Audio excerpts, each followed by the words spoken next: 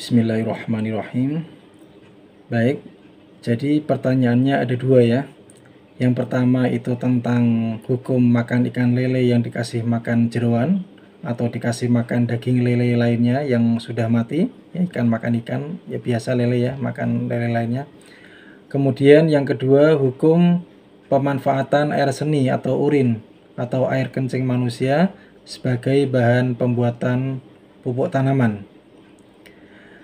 Jadi yang namanya ikan makan cacing, burung makan ulat, ayam makan sisa makanan yang kadang berulat, kambing makan rumput yang bisa jadi ada ulatnya, dan seterusnya, adalah halal dimakan.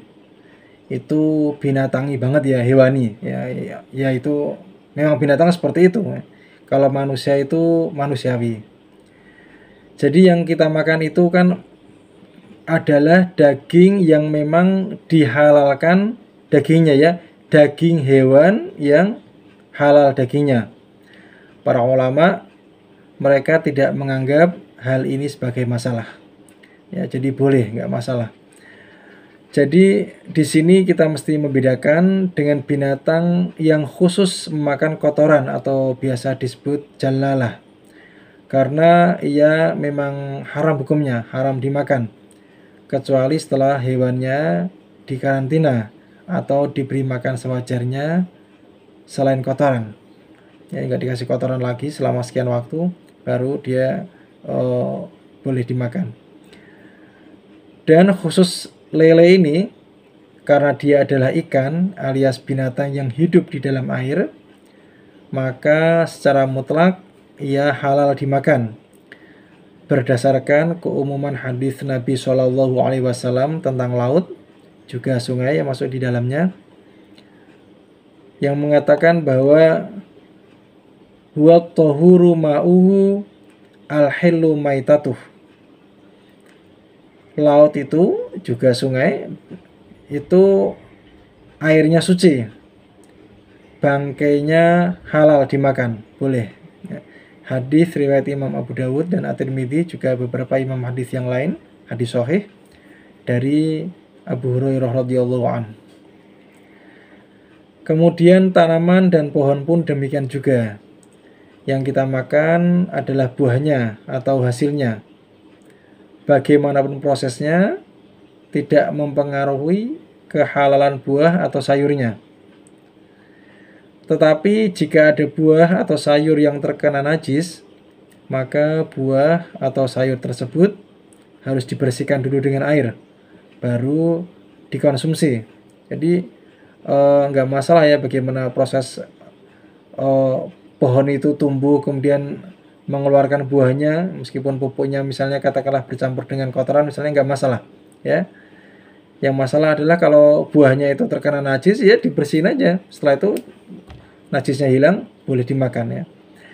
Karena najis yang terkena buah itu sama sekali tidak mempengaruhi kehalalannya ya. Tetap halal tapi dibersihkan dulu.